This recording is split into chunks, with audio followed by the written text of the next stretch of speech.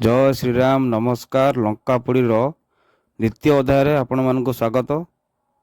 तेबे आमे आगु को देखिबा केमिति लंकापोड़ी होउची और हनुमान किपरि लंका को पोड़ी छारखार करी और किपरि से फलमूल आनिकी आसुछंती ताहा आमे वीडियो माध्यम रे देखिबा।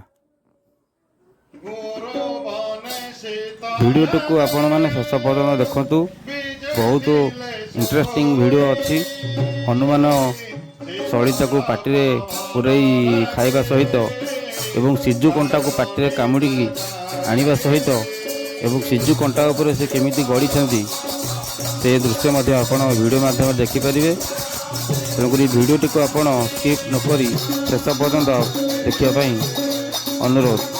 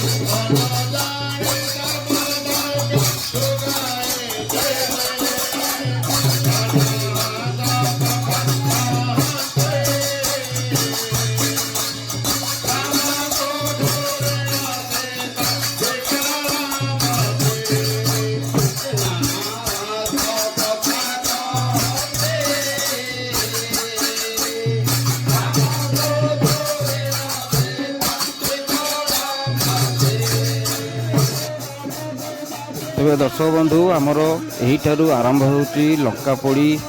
वर्तमान हनुमान बाहर देखिए आपण हनुमान केमिति सलिता गड़ी को पाटी रे पुराई खाई दौरान आपण वीडियो माध्यम ଦେଖିବେ। ଦେଖନ୍ତୁ ବର୍ତ୍ତମାନ ହନୁମାନ ପ୍ରଭୁ ଶ୍ରୀରାମଙ୍କ ପାଖରେ ଶରଣରେ ପଶିଛନ୍ତି ଏବଂ ତାଙ୍କ ଦେହରେ ପ୍ରଭୁ ହନୁମାନ ଆବିର୍ଭାବ ହେବେ। ସେ ଉଭା ହେଉଛନ୍ତି ବର୍ତ୍ତମାନ ଲଙ୍କା ପୋଡ଼ି ଅଭିମୁଖେ ସେ ବର୍ତ୍ତମାନ ବାହାରୁଛନ୍ତି। ତାଙ୍କର ପ୍ରକୃତ ରୂପ ସେ ଦେଖାଉଛନ୍ତି, ଆପଣ ଭିଡ଼ିଓ ମାଧ୍ୟମରେ ଦେଖୁଛନ୍ତି। ସବୁଠାରୁ ଇଣ୍ଟରେଷ୍ଟ କଥା ହେଉଛି ଯିଏ ହନୁମାନ ହେଇଛନ୍ତି ତାଙ୍କର ବୟସ ହେଉଛି 82 ବର୍ଷ। ପ୍ରକୃତରେ ସାଧାରଣ ମଣିଷ ଯଦି 82 ବର୍ଷ ବୟସରେ ଆପଣ ଜାଣିଥିବେ ସେ ଚାଲାବୁଲା କରିପାରୁଥିବେ, ଦୌଡ଼ିବା ତ ଅସମ୍ଭବ। କିନ୍ତୁ ଆପଣ ଦେଖନ୍ତୁ 82 ବର୍ଷ ବୟସରେ ଯିଏ ହନୁମାନ ହେଇଛନ୍ତି ତାଙ୍କର କେଉଁଭଳି ବଳ ଏହି ସମୟରେ। ଦେଖନ୍ତୁ ସେ ବର୍ତ୍ତମାନ ନିଆଁକୁ କେମିତି ପାଟିରେ ପୁରେଇ ଖାଉଛନ୍ତି। ୟା ପରେ ମଧ୍ୟ ଭଲ ଦୃଶ୍ୟ ଅଛି, ସେ ସିଜୁ କଣ୍ଟାରେ ଗଡ଼ିବେ। ବହୁତ ଭଲ ଭଲ ଦୃଶ୍ୟ ଅଛି, ଆପଣ ଦେଖିବେ ହନୁମାନ କେମିତି ଲଙ୍କାକୁ ଛାରଖାର କରୁଛନ୍ତି, ଫଳମୂଳ କେମିତି ସବୁ କାନ୍ଧରେ ପକାଇ ଆଣୁଛନ୍ତି, ପାଟିରେ କାମୁଡ଼ିକି ଆଣୁଛନ୍ତି। ଆପଣ ଭିଡ଼ିଓ ମାଧ୍ୟମରେ ଦେଖିବେ। ଦେଖନ୍ତୁ ତାଙ୍କର ବୟସ 82 ବର୍ଷ। ଏ ବୟସରେ ବି ସିଏ ଧାଇଁ ପାରୁଛନ୍ତି, ଗଛ ଚଢ଼ି ପାରୁଛନ୍ତି, ଫଳମୂଳ ମଧ୍ୟ ଆଣିପାରୁଛନ୍ତି। ଏ ସବୁ ପଛରେ ରହସ୍ୟ ହେଉଛି ପ୍ରଭୁ ହନୁମାନଙ୍କର ଆଜ୍ଞା ଅଛି ବୋଲିକା ସେ ଆଜି ହନୁମାନଙ୍କ ରୂପ ଧରି ସେ ତାଙ୍କର କାର୍ଯ୍ୟଟିକୁ ଭଲ ଭାବେ ସମ୍ପାଦନା କରିପାରୁଛନ୍ତି। ତ ଆପଣମାନେ ଦେଖନ୍ତୁ ଆହୁରି 2 ଜଣ ମଧ୍ୟ ସାନ ହନୁମାନ ହେଇଛନ୍ତି, ସେ ମଧ୍ୟ ତାଙ୍କର କାର୍ଯ୍ୟଗୁଡ଼ିକ ବର୍ତ୍ତମାନ କରୁଛନ୍ତି। ସେ ମଧ୍ୟ ଲଙ୍କା ପୋଡ଼ିରେ ସହଯୋଗ କରୁଛନ୍ତି।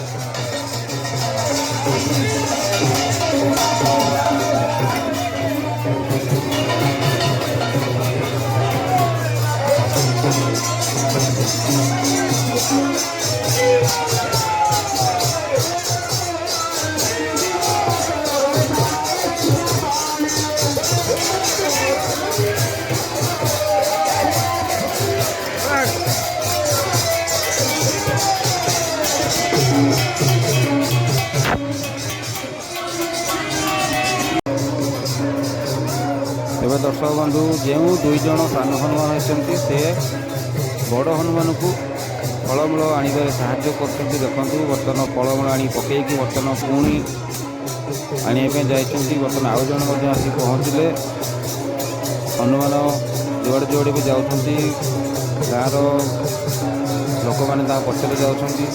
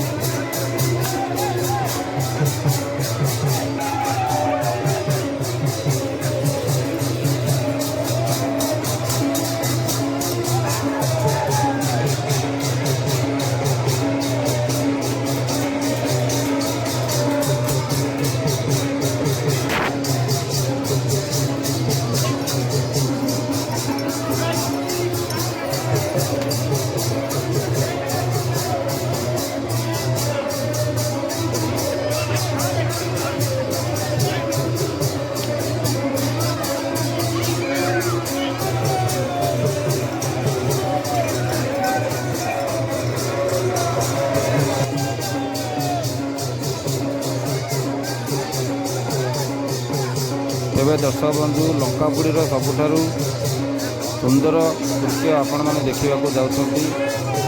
ବର୍ତ୍ତମାନ ଦେଖନ୍ତୁ ଯିଏ ବଡ଼ ହନୁମାନ ଅଛନ୍ତି ପାଟିରେ ଗୋଟେ ସିଜୁ କଣ୍ଟା କାମୁଡ଼ିଛନ୍ତି ଏବଂ ଦୁଇ ହାତରେ ଦୁଇଟା ସିଜୁ କଣ୍ଟା ଧରିଛନ୍ତି। ବର୍ତ୍ତମାନ ପ୍ରଭୁ ଶ୍ରୀରାମଙ୍କୁ ସ୍ମରଣ କରି ହନୁମାନଙ୍କର ଆଜ୍ଞା ନେଇ ବର୍ତ୍ତମାନ ସେ ତାଙ୍କର ରୂପ ପ୍ରଦର୍ଶନ ବର୍ତ୍ତମାନ କରିବେ। ସିଜୁ କଣ୍ଟାରେ ସେ ବର୍ତ୍ତମାନ ଗଡ଼ିବେ।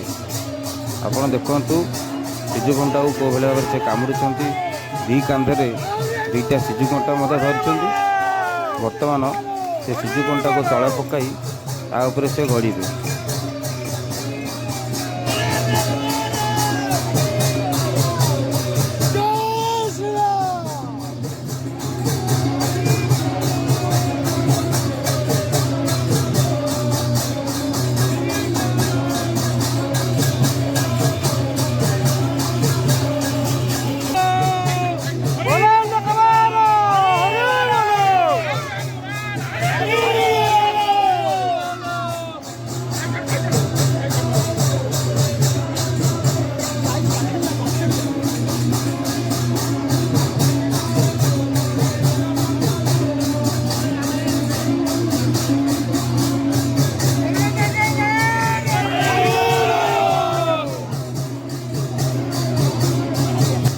ତେବେ ଦର୍ଶକ ବନ୍ଧୁ ବର୍ତ୍ତମାନ ଯିଏ ବଡ଼ ହନୁମାନ ହେଇଛନ୍ତି ବର୍ତ୍ତମାନ ସେ ସିଜୁ କଣ୍ଟା ଉପରେ ଗଡ଼ିବାକୁ ଯାଉଛନ୍ତି। ତା ପୂର୍ବରୁ ମୁଁ କହିଦେଉଛି ସମସ୍ତେ ଏକବାର କୁହନ୍ତୁ ଜୟ ଶ୍ରୀରାମ ଜୟ ଶ୍ରୀରାମ ଜୟ ଶ୍ରୀରାମ।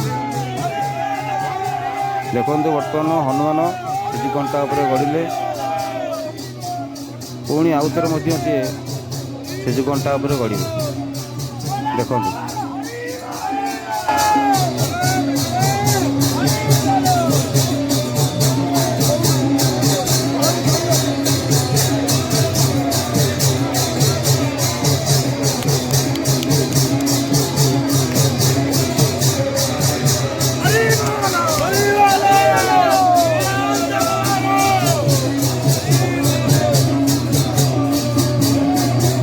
କଟା କହିଲା କଟା କହିଲା କଟା ଦିଅ କଟା ଦିଅ କଟା ଦିଅ ମାଗୁଛି କଟା ଦିଅ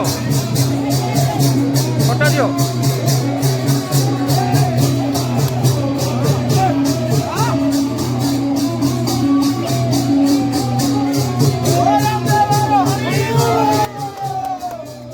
ତେବେ ଦର୍ଶକ ବନ୍ଧୁ ଦେଖନ୍ତୁ ବର୍ତ୍ତମାନ ସେ ପୁନର୍ବାର ସିଜୁ କଣ୍ଟା ଉପରେ ବର୍ତ୍ତମାନ ଗଡ଼ୁଛନ୍ତି। ଯିଏ ହନୁମାନ ଅଛନ୍ତି ତାଙ୍କ ଦେହରେ କଣ୍ଟାଟିଏ ବି ପଶିନି, କାହିଁକିନା ସେ ହେଉଛି ପ୍ରଭୁଙ୍କର ଆଜ୍ଞା। ଯାହାଫଳରେ ସିଏ ହନୁମାନ ରୋଲ୍ଟିକୁ ଭଲ ଭାବେ କରିପାରିଛନ୍ତି।